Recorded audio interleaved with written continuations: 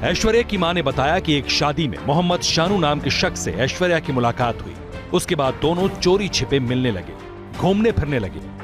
परिवार को भनक तक नहीं लगी। कुछ दिन बाद ऐश्वर्या के दोस्तों के फोन आने लगे, पूछने लगे कि ऐश्वर्या कॉलेज क्यों नहीं आ रही। ये सुनकर परिवार वालों के होश उड़ गए, क्योंकि ऐश्वर्या तो रोज कॉलेज के लिए रेडी होती थी, रोज शाम को घर वापस आती थी, लेकिन वो कॉलेज नहीं पहुंचती थी। 4 जून 2018 का सच इतना खौफनाक था कि सोचकर सिहरन होती है। आखिर क्या हुआ था 4 जून 2018 को? ऐश्वर्या कहां है? उसके साथ क्या हुआ? इन सारे सवालों का जवाब आपको अगले 10 मिनट के अंदर मिलने वाला है। कॉलेज की एक ब्राइट स्टूडेंट अचानक अरबी भाषा पढ़ने लगी। अचानक उसने पर्दादारी शुरू कर दी, कॉलेज और दोस्तों से बातचीत बंद कर दी। और ये सब हुआ एक शख्स से मुलाकात के बाद। वो शख्स ऐश्वर्या की दुनिया बन गया। वो भी ऐश्वर्या की दुनिया बदलकर इसके बाद उसने जो कुछ किया, उसने सब कुछ बदल दिया। जो कुछ ऐश्वर्या के माँ बाप ने ऑन कैमरा हमसे शेयर किया, उसे सुनकर हम सन्न रह गए। इस इन्वेस्टिगेशन का सच बहुत खौफनाक है।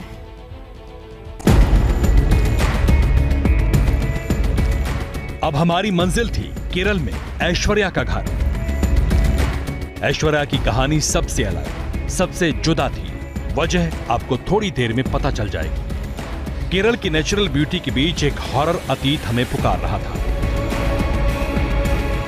आखिरकार एबीपी न्यूज की टीम कोझिकोड में ऐश्वर्या के घर पहुंच गई। नमस्ते। नमस्ते। मां ने मुस्कुराते हुए वेलकम किया। बातचीत की शुरुआत ही हंसी ठिठोली के साथ हुई, लेकिन जैसे ही हमने ऐश्वर्या का नाम लिया, ज्यों ही 4 जून 2018 का सच पूछा, वैसे ही ऐश्वर्या की मां की आंखें नम हो गई। 4 जून 2018 का सच इतना खौफनाक था कि सोचकर सिहरन होती है। आखिर क्या हुआ था 4 जून 2018 को? ऐश्वर्या कहां है? उसके साथ क्या हुआ? इन सारे सवालों का जवाब आपको अगले 10 मिनट के अंदर मिलने वाला है। तो चलिए आपको कथित लव जिहाद और धर्मांतरण की ये पूरी केरल स्टोरी दिखाती है। कबूल है। वो भी ऐश्वर्या की माँ और पिता की जुबानी। ഫറൂഖ് കോളേജിൽ പഠിക്കുന്ന സമയത്താണ് वो कॉलेज में पढ़ाई कर रही थी। किसी की शादी का फंक्शन था, वहाँ वो दोनों पहली बार मिले। उसके बाद ऐश्वर्या उस लड़के में बातचीत और घूमना फिरना शुरू हो गया। दोनों के रिश्ते के बारे में हमें बहुत समय के बाद पता चला। കോളേജിന്റെ അടുത്ത് പോയിട്ട് കാണുക, അപ്പോൾ അവിടുന്ന് വണ്ടിമേ കയറ്റി കൊണ്ടുപോവുക।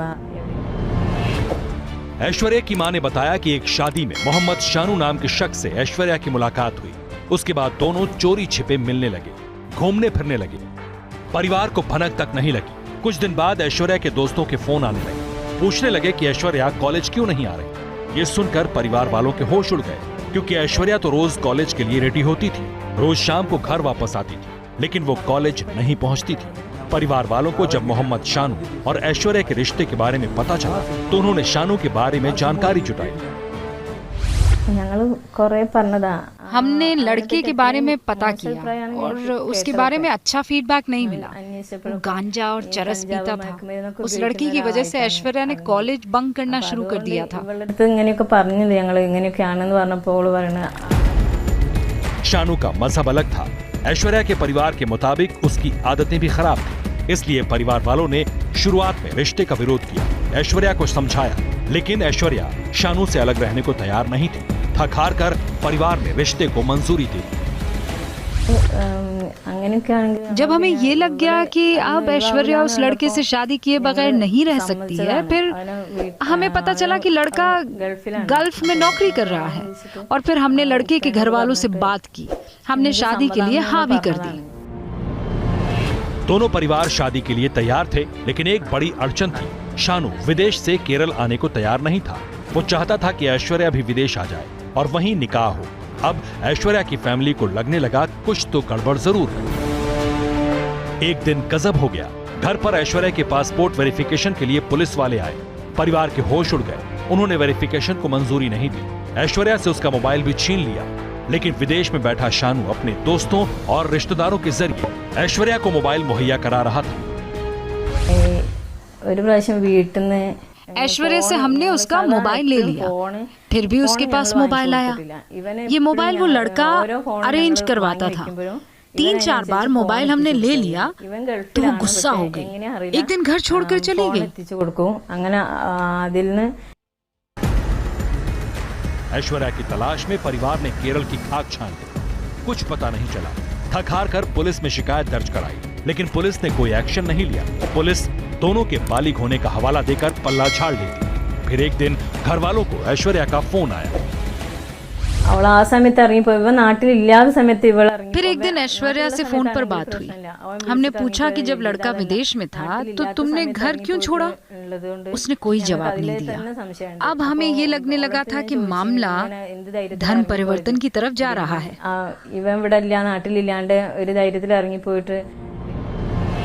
इस बीच 4 जून 2018 का दिन आ गया। परिवार पर दुखों का पहाड़ टूट पड़ा।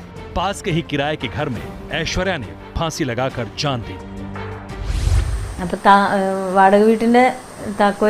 ऐश्वर्या की मौत के बाद पुलिस आई, फांसी वाली जगह से कुछ सामान लेकर चली गई। उसमें एक डायरी भी थी, लेकिन बाद में हमें पता चला कि डायरी से कुछ पन्ने गायब है। पोस्टमार्टम में पता चला कि ऐश्वर्या के चेस्ट पर एक टैटू था जिसमें इंग्लिश में शानू लिखा था। शानू जो कि लड़के का नाम था।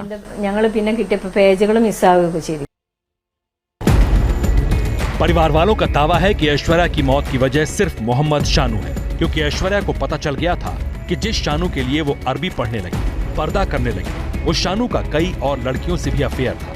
ये सच ऐश्वर्या के लिए सदमा था जिसे वो बर्दाश्त नहीं कर पाई। हालांकि ऐश्वर्या ने कभी भी सीरिया या इराक जाने की बात परिवार से शेयर नहीं की। वो इस्लामिक स्टेट में भर्ती होना चाहती है, ये थ्योरी भी कभी सामने नहीं आई। लेकिन परिवार के लोगों से ऐश्वर्या ने ये जरूर कहा था कि आरएसएस के खिलाफ लड़ने के लिए इस्लामिक स्टेट आया है। ऐश्वर्या के मरने की वजह शानू था। शानू का सच उसे पता चल गया था। शानू का कैरेक्टर उसे पता चल गया था। वो कहती थी आरएसएस के खिलाफ मुकाबला करने के लिए आईएस आया है, इस्लामिक स्टेट आया है। जब हमने शादी के लिए हाँ कर दी थी तो पासपोर्ट और वहाँ बुलाने का मकसद क्या था? इसीलिए हमें लगा कि ये लव जिहाद का मामला है। परिवार वालों का आरोप है कि एक विधायक के दखल की वजह से केस रफा दफा हो गया। आज इस घर में ऐश्वर्या की कमी बुजुर्ग माँ बाप को रोज तड़पाती है।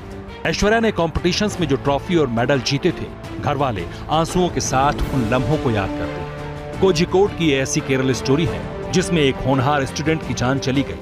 उसने जो जो ख्वाहिशें की थी सब अधूरी रह गई। परिवार वालों को लगता है कि अगर शानू ऐश्वर्या की जिंदगी में ना आया होता तो आज उनकी बेटी जिंदा होती।